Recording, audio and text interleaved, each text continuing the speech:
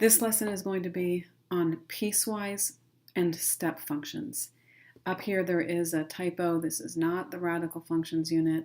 It is still the linear functions unit. So you can cross out radical and put in linear. So this is the linear functions unit. We are talking about piecewise functions. And what does piecewise functions mean? Well, definition would be that a piecewise function is a function with several pieces, obviously. There are different rules or functions for different domains or x values. Sometimes people say, well, when would you ever have that? When would that ever happen? And the answer is it actually happens a lot in the real world. Just a plain old straight line with nothing else going on is actually probably pretty uncommon, whereas something with different pieces to it is much more common. So this is an example. You might have seen something like this maybe in Algebra 1 when you're learning about functions, or maybe in science class. This is a position time graph. So it's giving the position of a certain person as they're walking, or maybe the position of a certain particle and it's moving. So we can see from this slope that it's rapidly moving forward. Then it is stopped for 5 seconds. It's slowly moving backward, and then it's very slowly moving forwards again. So it has different pieces to it because the particle or the person or whatever that is moving has different directions and different rates as it goes. So piecewise functions are actually very common in all types of sciences and math and all sorts of things. So that's why we study them. That is a piecewise function. Another type of piecewise function is called a step function, and a step function is a piecewise function that is constant or horizontal for each interval or domain. And so we're actually going to start by looking at a step function just to have a really easy idea of this. Because this graph, I think, to you, probably looks a little bit more basic or easier than this graph. But this is a graph where we could find the equation of each part of this. And that would be something that we would do in this class. We would find what's the equation of this part, what's the equation of this part, and we would go through and find each equation for each piece. But back on the step function, a little bit easier, so maybe an easier place to start. What's going on here in this graph? The title says it's a graph talking about golf green fees. We have the fees over here on the y-axis. We have time on the x-axis. So this would be something like you go to a golf course, and depending on what time of day it is, they charge different rates at different times of day. That's what's happening here. So we might want to think of, well, what is a description of what's going on? So if we look at this graph, hopefully we can describe it in words. First of all, by describing it in words, we could think about the different parts, the different times that are there, and see what's going on at each different time. So we can see from 8 a.m. to noon, I'm saying that's $28. You're going to have to look at the increments. See how it's 3, 6, 9, 12, 15, 18, 21, 24, 27. So I'm saying that's about $28. Then from noon to 4, it is $24. And from 4 to 8, it is $12. So that would be a verbal description or a written description of it, but we could also make equations for each part. So if we look at this, and I'm now realizing I probably have some like inequalities, and I have to fix some of those. But as I look at this, from 8 to noon, it's $28. So I'm saying it's $28 from 8 to noon.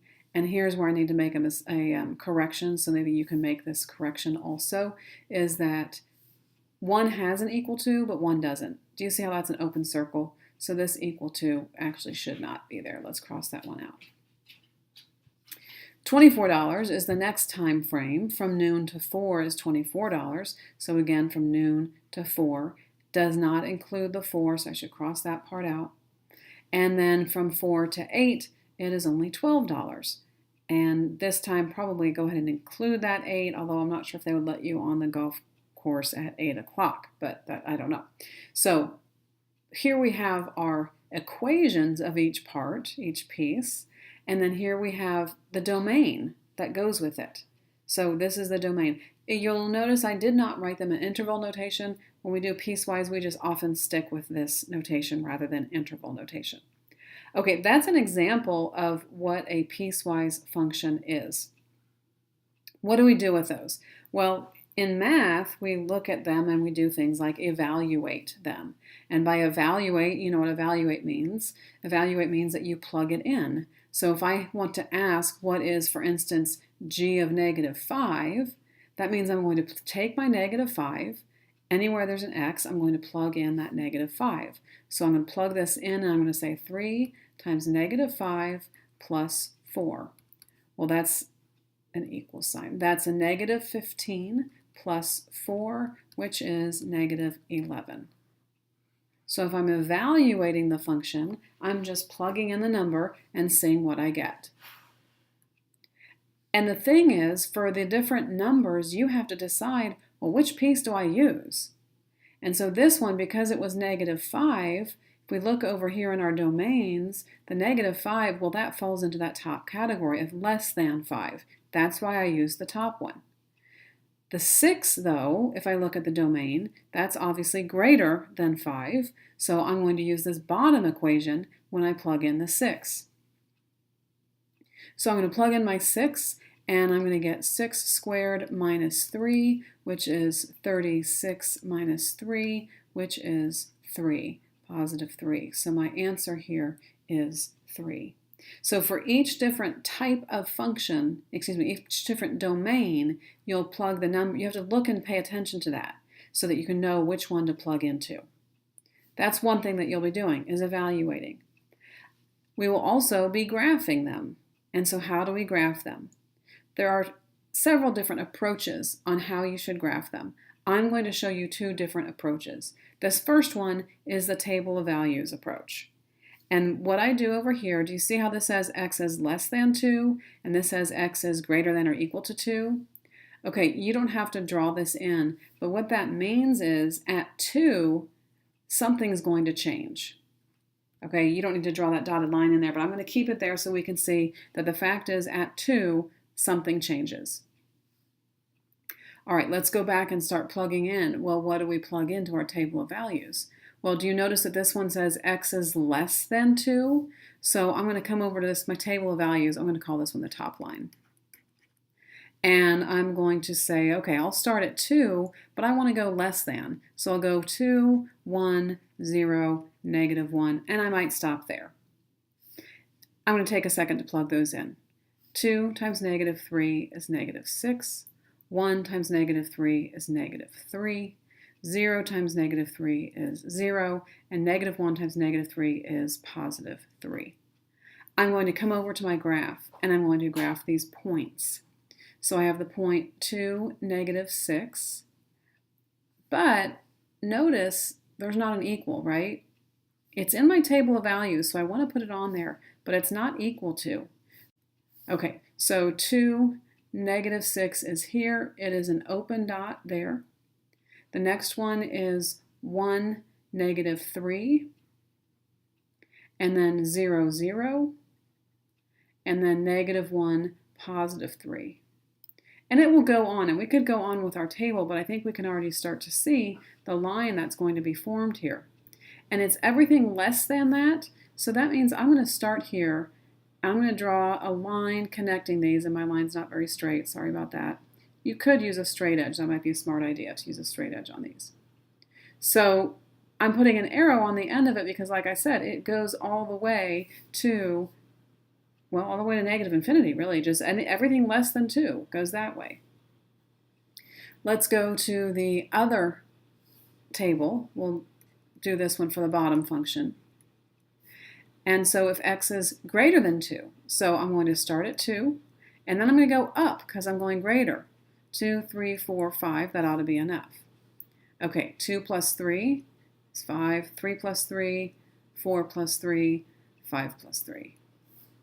So I'm going to go back to my line, I'm going to go back to my graph, and I'm going to say, okay, the point 2, 5, now this time, 2, 5 has an equals with it. So 2, 5 is going to be right here. It has a solid dot. 3, 6, 4, 7, 5, 8, etc. and it's everything greater than.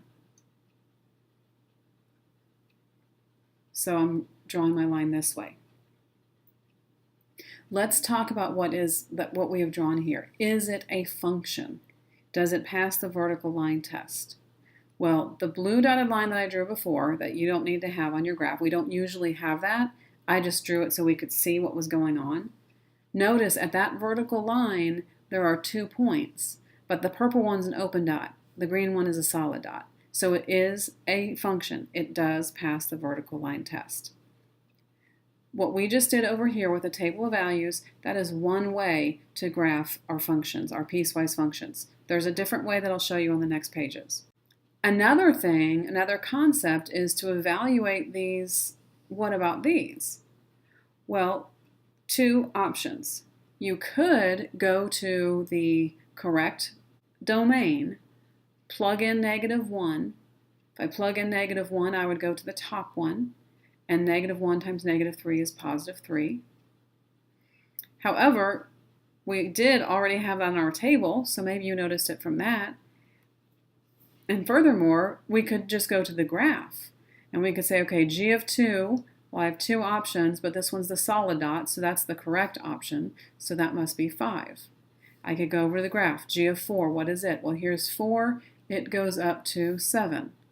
And so I can just look at the graph and see where I'm going from those. Yeah, because I didn't go all the way down to -2 on my table. If I had gone down to -2 on my table, I just want to do that real quick and make sure that I'm getting the right thing. If I put in a -2 here, and I plugged in -2, that should be a +6. So -2, 6 should be something like this. My line before was a little bit off, and it was so messy anyway. Okay, so that's how we graph with a table. And as far as evaluating, you can use the graph or you can plug it in.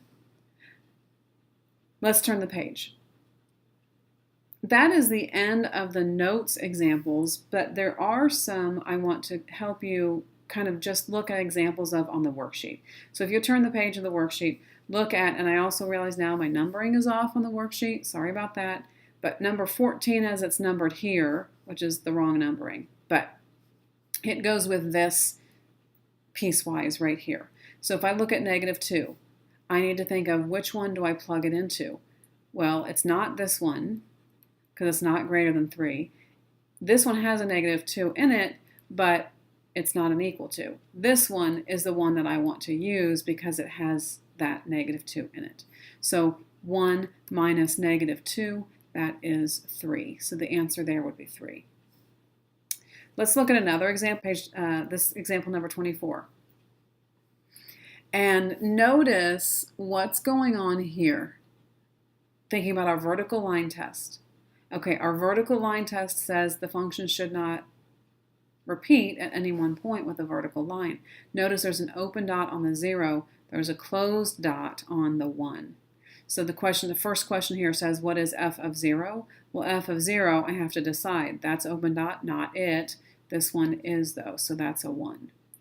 For the other ones, you would just go and find out where they are. So f of 3 is also 1. F of 6 is also 1. Now, I didn't include, but I could have said, okay, what's f of -4? And it's hard to read because of this graph, but maybe that would be a +4. Okay, so I didn't ask for any over here, but I just wanted to point that one part out, that vertical line test part. Okay, let's turn the page and look at a couple more examples, and then we'll be done. This section is a matching section, and so you are going to have to match which graphs go with which equations. Notice here it says, notice the graphs count by 2's. So make sure that you are paying attention to their counting by 2's. The way we do this is we look at the graph and we think of, okay, what is like the y equals mx plus b for that? So if I'm looking at this one, can you see that the b, the y-intercept, is right about there at 2? -2, isn't it? And then if I count my slope, you can count from any points that you can see that would work. But I would say maybe we could count from here down to here. And the boxes are counting by 2. So that's going to be 2, 4, 6, divide by 2. So it is 6 over 2. Now you might think, is that a positive slope or a negative slope? Let's look at it. From left to right, it's going up, so that is positive. So that's a positive 3. When we did our counting, didn't we actually go down 6 and left 2? And so that those cancel, and it's a positive 2. So this equation, if I'm going to y equals mx plus b form, this is y equals 3x minus 2. Let's take a look at the other line, though. The other line, it's really hard to see because there's no y-intercept. We are going to have to kind of follow back and decide, okay, where is my y-intercept? Do you see that this has a slope of 1 because it goes down 1, right 1, or down 2, right 2? And so it has a slope of 1. So if it is here at 2, 4, and it goes down to right 2, it's going to be there at 2. So my intercept here is 2. And so my equation is y equals 1x plus 2. Of course, you don't need that 1. But now my matching part is I have to go up to my list and decide which one does this match up with. So I'm going to scan through here and I'm going to look to see which one it matches with. It looks like this is the one. And so I might also just double check that x equals 1, x is less than or equal to 1. So when x is greater than 1, it is x plus 2. That's what we had. When x is less than or equal to 1, it is this one. That's what we had. So that does work. So that's how you do those in that section. One last one is to be graphing. And I told you on the other side, we did it on the other side, we did it by a table of values. You can do a table of values.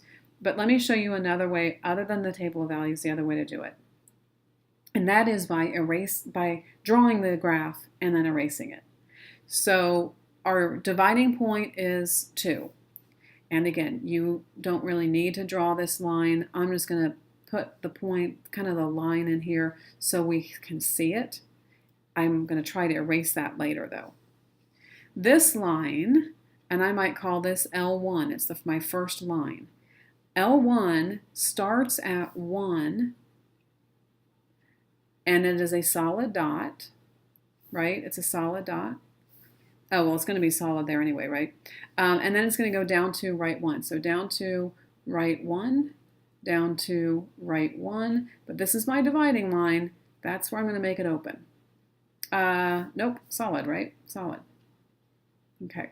And then up to left 1, up to left 1, up to left 1, etc., etc. And so here is my line. And again, you might use a straight edge on yours. That has the solid dot because this was solid. Let's take a look at L2. I'm going to call this one L2 because it's my second line. It starts at -4, 1, 2, 3, 4. And its slope is 1/2, so it goes up 1, right 2. Now it's there, it's supposed to be an open dot there, okay? But that solid dot's already there. That solid dot is kind of going to win. It wins over that that's what it is. Since I can't go any farther that way, I might go down and to the left, down to the left, down to the left, and so forth. Use a straight edge, which I don't have, and your line is going to be like that. I do need to extend it. It needs to go all the way to the 2. So we're going to go up to there. Okay, something is wrong with my graph here because as I look at it, that is not a function. So I have done something wrong. So I'm going to go back and see what did I do wrong. If I look at my equations, my top equation says x is less than or equal to 2. This is the less than side. That's okay. This part says x is greater than or equal to 2. The green part is wrong. And that's what I did wrong is, let's take a look at that. If it says greater than 2, that means it starts there and goes greater than. And so that's okay. This is helping us to see what the problem is. So I'm going to first draw the rest of that line and then I'll talk about what to do from there. So this line, it'll continue up 1, right 2, up 1, right 2, up 1, right 2, etc. I'm going to draw that line there. Okay, but we are not supposed to have both of these lines. Do you remember when I started out, I said we're going to go back and erase. So you could draw that whole line, which I did, which was a mistake, but that's okay because what I need to do now is I need to go back and erase this piece of it, even on a -4, because let's talk about that. When we drew this, we started our graph at -4. The y-intercept was -4, but it's not on there. It's not, if I plugged in a 0, that doesn't come with this part of it, see? So although I started there and I might have drawn that way, even if I went the correct way the first time, I would need to go back and erase that because that is the piece that's not supposed to be there. So I'm going to erase it all the way up to there. And one last time, this part in the middle, that is going with the red part. It is a solid dot because it does go there. The green piece comes right up to it, but doesn't land on it. Okay. So that is the end of today's lesson. Our assignment that you work on in class will be to finish the rest of this worksheet. The parts of the worksheet that I didn't do, you need to do those for your assignment. We will work on that in class tomorrow.